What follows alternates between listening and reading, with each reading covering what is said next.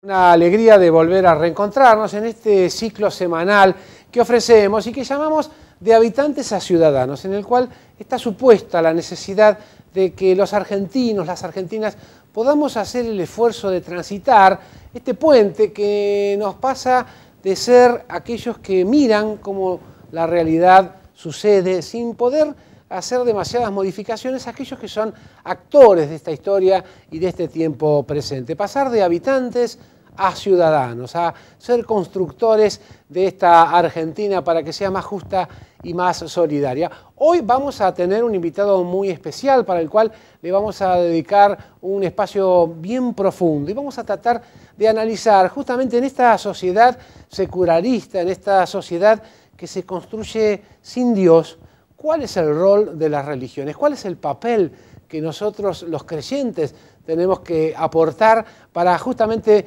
poder hacer una nación que incluya a todas? Pero lo vamos a tener al invitado después de la presentación del programa.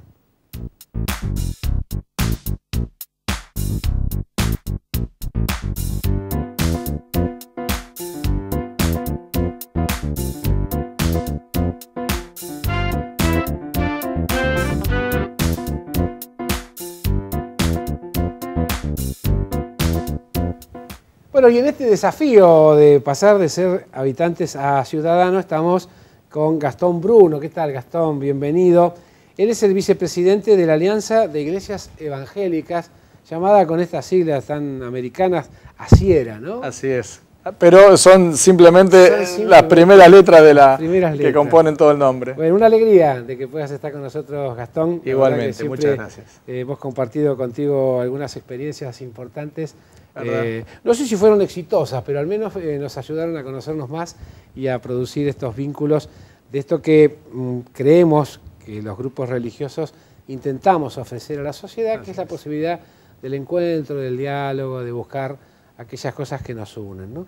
Bueno, y tal cual lo planteábamos recién, Gastón, ¿cuál es el aporte que hacen las religiones a un mundo secular? Recién, antes de empezar el programa, hablábamos de estas cosas que nos interpelan, el fenómeno de la destrucción de la familia, quizás como célula de la sociedad, el hecho de esta visión tan individualista sobre la persona humana, la posibilidad, seguramente en la agenda, que esté pronto el tema del aborto.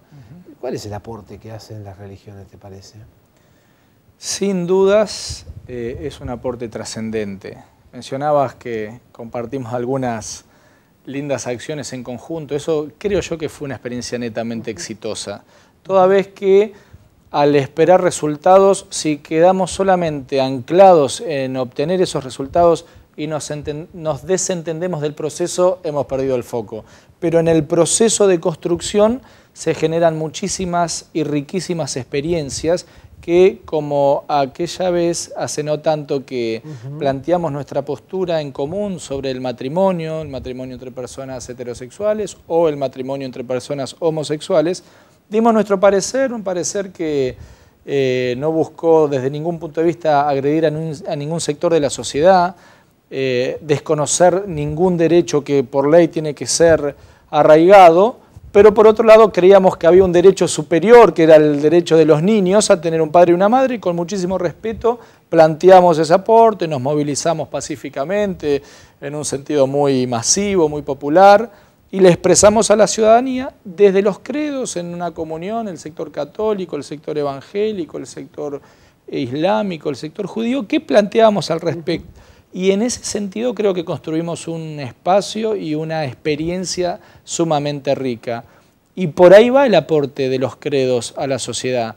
Básicamente me parece yo que en una sociedad tan consumista, tan materialista, tan individualista y todos los ista que se nos ocurran, el llenar vacíos y el crear espacios es altamente trascendente. En la sociedad me parece, Gastón, un poco porque uno tiene muchas referencias, se mueve en distintos ambientes, conoce a muchas personas. Y la Argentina, si bien tiene una raíz cristiana, más allá que la profese en distintas maneras, de distintas formas, en adhesiones a la Iglesia Católica, a los cultos evangélicos que van creciendo muchísimo en la Argentina, pero pareciera como que hay algo que es estrictamente religioso. Y entonces como que hay una vuelta que lo religioso debería tener un espacio que no se discute, que no hay problema, que practiquen el culto, hagan peregrinaciones, reúnanse en torno a Palau y, digamos, hagan lo que quieran. Pero la sociedad va por otro carril, ¿no? ¿Qué le dirías vos a los que piensan de este modo, que parece que son muchos, por lo menos los que están haciendo las leyes y los que están gobernando, ¿no? Correcto, yo advertí, bueno, yo no sería tan importante, hemos advertido este proceso. ¿Podría llamarse secularismo? Sí, yo creo que no estaría muy lejano de la realidad. Creo que no es el conjunto de la sociedad, ni mucho menos. ¿Vos pensás que no? No, el 25 de mayo, en la oportunidad del Bicentenario, la consultora Graciela Romer publicó en uno de los periódicos de tirada nacional un estudio que hablaba del 92% de los argentinos que tienen una creencia de fe, una base de fe en su orientación religiosa. Con lo cual, es un estudio empírico, otras encuestadoras, el CONICET mismo acaba de hacer hace 1 año y medio esta investigación. Así que el dato empírico demuestra que la sociedad argentina tiene valores de fe religiosos. Pero sí hay tiene una sector... matriz, digamos, histórico-cultural en el cual no podemos negar la influencia de lo religioso. Así y yo es. diría bastante con una visión interreligiosa y ecuménica que han convivido. Sí. Uno piensa en muchas migraciones y realmente la historia no podemos negar, además, la participación de religiosos en el proceso emancipador, ¿no? Esto es así, y es un hecho histórico que se proyecta a la actualidad, y los números lo demuestran. Sí hay un sector que tiene una respetable nueva religión, que es la religión tal vez del agnosticismo, o el de creer que Dios no es trascendente en la vida de la sociedad, y en tanto nuevo sector ideológico es respetable. Parece ser que este sector tiene una gran influencia, sobre todo en uno de los medios, uno de los canales comunicadores más fuertes, que son los medios masivos, donde Dios debe ser encasillado en el ámbito de lo privado. Exactamente. Pero en el ámbito de lo público no se debe mencionar ninguna orientación. Al respecto, yo creo que la concepción laica del Estado está muy correcta, que el Estado es una institución y las instituciones religiosas en paralelo interactúan. Pero ¿cómo desentendernos de esta realidad social donde más de 9 de cada 10 argentinos tienen una base de fe? Entonces, creer en un Estado laico me parece lógico, pero negar la existencia de Dios y tener que supeditar todo mención a Dios al ámbito privado, ya me parece que es una nueva forma, tal vez nos estamos metiendo sin darnos cuenta, una nueva forma de discriminación. Es decir, todos creen en algo, pero no lo digan, díganlo en el ámbito privado o de una comunidad cerrada.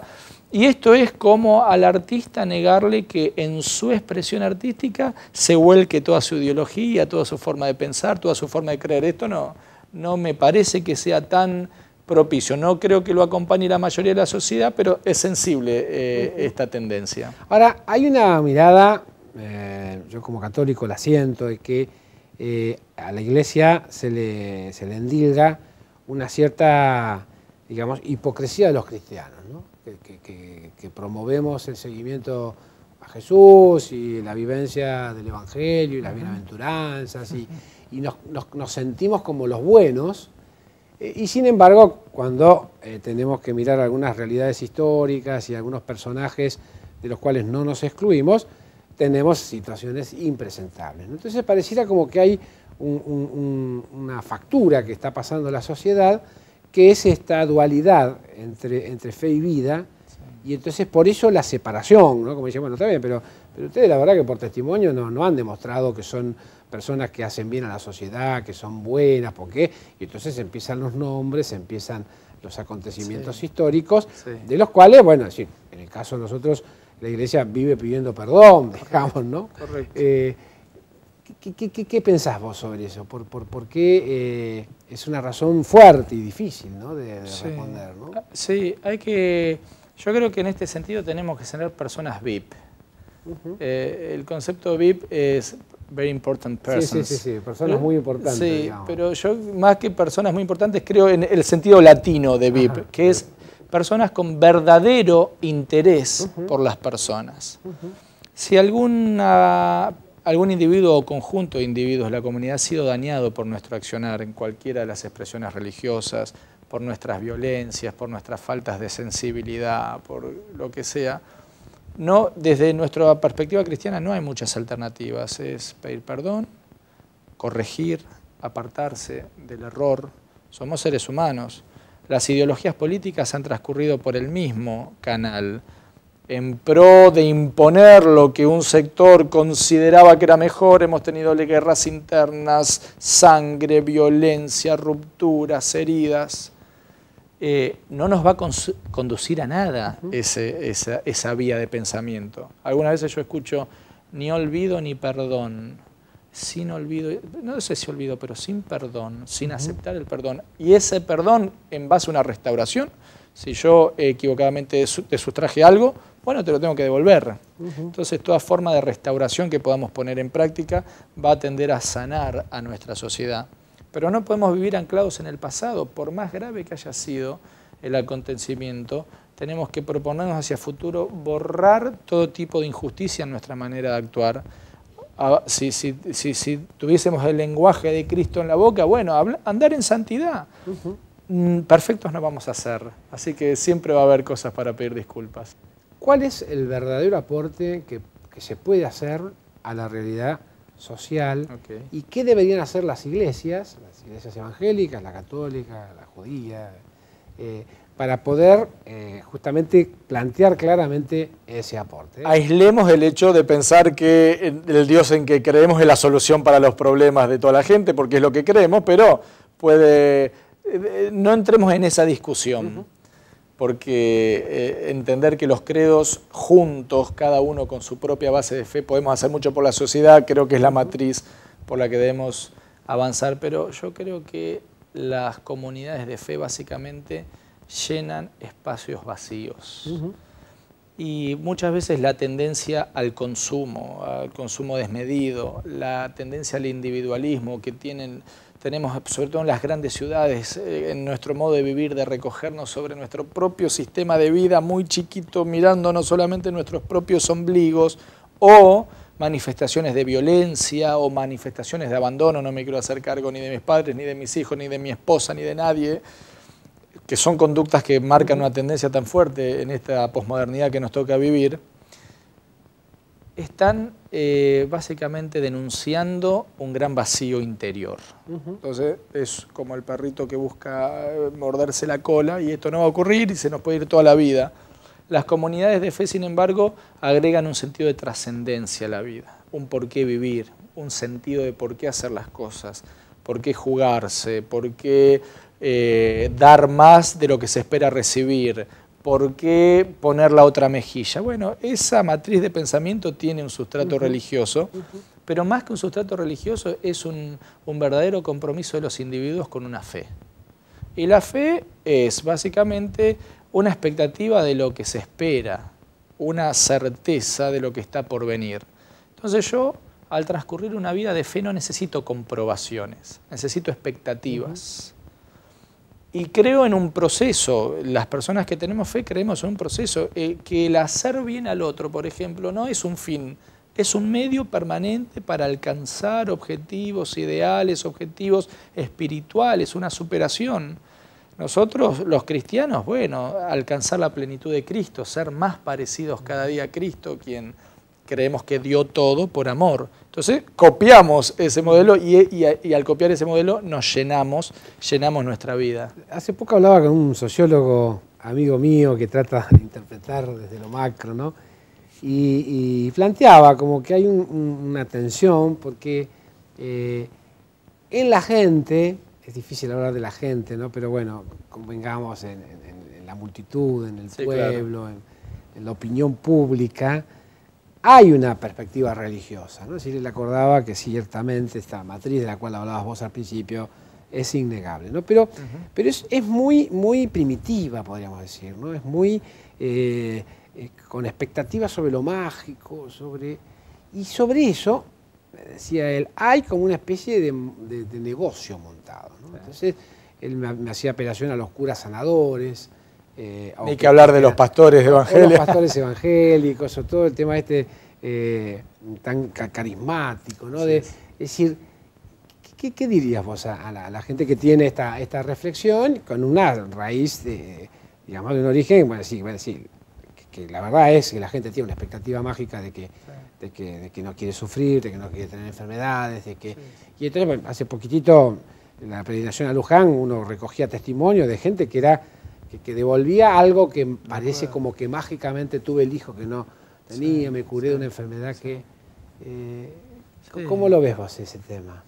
Creo que lo sobrenatural aparece en la vida de las personas permanentemente. Que esté bajo el control de nuestra manera de entender las cosas o no, ocurren cosas, algunos dicen las casualidades no existen, pero permanentemente nos rozan situaciones que no son naturales, son sobrenaturales. Algunos son muy místicos y sobrenaturalizan todo lo que les pasa. Y otros que son muy racionales dicen, no puede ser, ciertas coincidencias, ciertas cosas que pasaron.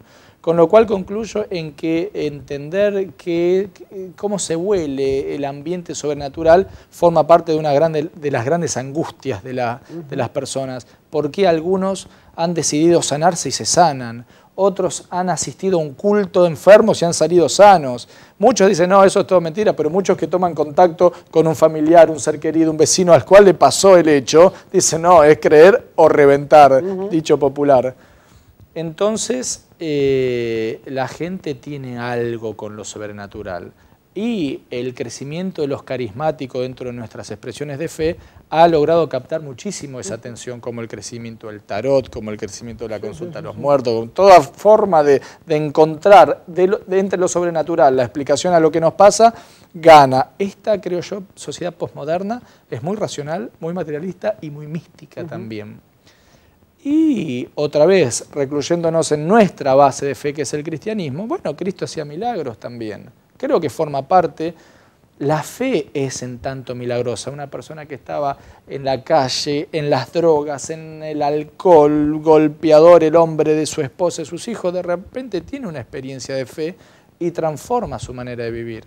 De hecho, Gustavo, esto en mi conocimiento, entendimiento, conozco tanta gente que ha dado este paso de fe, con lo cual creo que ocurren en favor de la fe estas sobrenaturalidades. Pero categóricamente quiero decir algo, existen negocios montados, especulativos, en torno a esa expectativa de la gente que debemos decirlo con todas las letras, son muy perversos. ¿Y cómo diferenciarlo? ¿Cómo uno tuviera advertirle a doña Julia, decirle, doña Julia, tenga cuidado con los que hacen este tipo de cosas? Como decía Jesús en el Evangelio, ¿no? Cuidado con eso, que se visten de ovejas. Creo que no es difícil, Gustavo. Todo tipo que pide algo a cambio por la especulación de una experiencia de fe está tratando de buscar algo que no le corresponde, sacar un billete que no es honestamente habido. Creo que pasa por ahí, porque la fe se da, y si alguien está lleno de fe y tiene inclusive esos dones, eso no es propio, no lo recibió, no pagó por eso, vino por gracia tiene que ser dado. A mí me gustaría preguntarte, como si tuviéramos distintas formas de presencia de lo religioso en lo social, en el Estado, en lo comunitario, y fuéramos desde un fundamentalismo, claro, que no sé, la cristiandad podría ser como paradigma, o algunos países musulmanes donde Dios y el Estado no tienen contraposición, son una misma cosa, y lo que es, decir, la acción silenciosa del fermento de la masa, claro, y todo un colorido, alternativas o coloridades alternativas en el medio. Pero vamos a zambullirnos después de una pequeña pausa y ya estamos con esto que es de Habitantes a Ciudadanos.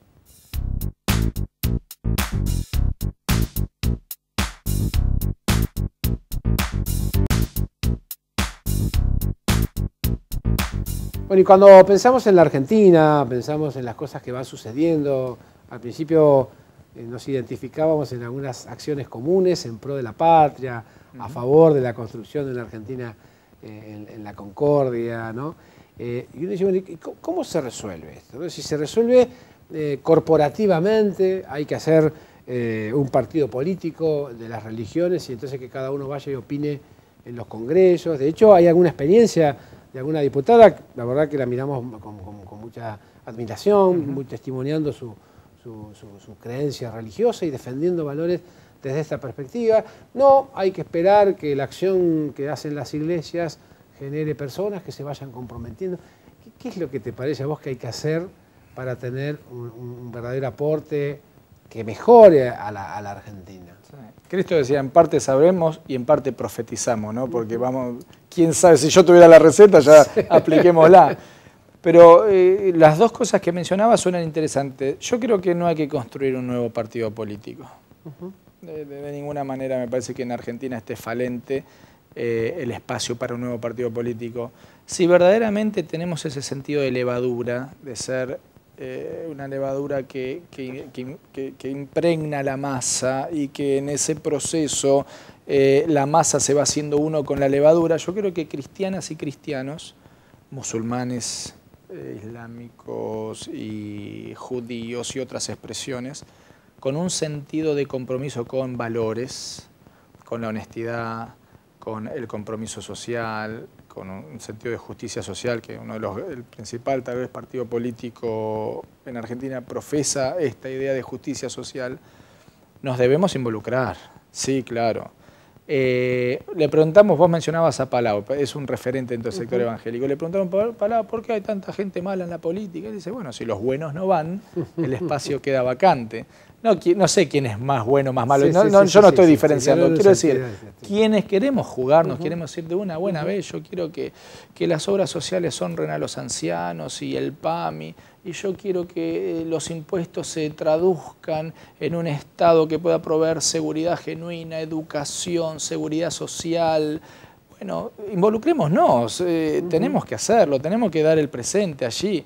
Como comunidad, ¿cómo? ¿Las religiones no están para otra cosa? Sí, las religiones están para otra cosa, pero las personas comprometidas estamos para hacer luz y sal en esta sociedad y bancarnos el peso del compromiso de participar. Gastón, ¿por qué te parece? Yo estuve hace poquitito en España, pasa en Francia, en Europa mucho, y acá en Argentina pareciera que da la sensación que está pasando cosas parecidas y en otros países latinoamericanos, que las iglesias finalmente son oposición a los gobiernos, o por lo menos los gobiernos la sienten como oposición, ¿no? En España claramente ha salido varias veces la Iglesia Católica a la calle por distintos temas. Acá hemos compartido en una plaza, digamos, oponiéndonos a cosas que lleva adelante el gobierno, digamos. ¿Por qué pasa eso? Es difícil responder. Yo identifico dos procesos. Uno, cuidado con nuestros sectores religiosos de tomar la cómoda postura de decir siempre lo que habría que hacer bien, porque el que no está en el partido tiene claridad, ¿no?, para decir lo que hay que hacer bien. Entonces desde afuera... Solo la dimensión profética. Digamos, solo la dimensión, ¿no? El mundo sería excelente, claro. Sí, bueno, cuando te agarran algunos gobernantes dicen, bueno, vení a administrar vos este terrible flagelo que tenemos, y es mucho más difícil. Y por otro lado, yo creo que el poder es un alucinógeno que termina corrompiendo buenas voluntades. Entonces, no en el ámbito de las conductas, sino en el ámbito de los valores, hay que hacer aterrizar unos compromisos muy fuertes y buscar siempre el rodearse de unos grupos de gente que jamás nos permitan, a la hora de la trascendencia de la vida pública. Uno de nuestros autores escribió algo muy excelente que es consecuencias públicas de decisiones privadas. Bueno, en el ámbito privado, allí donde se sienta la mesa chica de la gente, bueno, yo creo que debe haber mucha más influencia de las comunidades de fe, de mujeres y hombres comprometidos que digan, no, eso yo no lo voy a hacer, eso va de espalda a mis principios y prefiero terminar mis días en una situación económica, aunque sea de pobreza, o comprometerme a lo que sea por sostener mis principios antes de dar espalda a mis valores. Por eso creo que debemos ser luz y sal. Entonces, un 50-50, un poco que las religiones nos vamos siempre a discutir y otro que nos falta compromiso. Pongamos la pelota a nuestro lado. La última, Gastón. ¿Cómo te imaginás a la Argentina en este camino que estamos transitando el Bicentenario?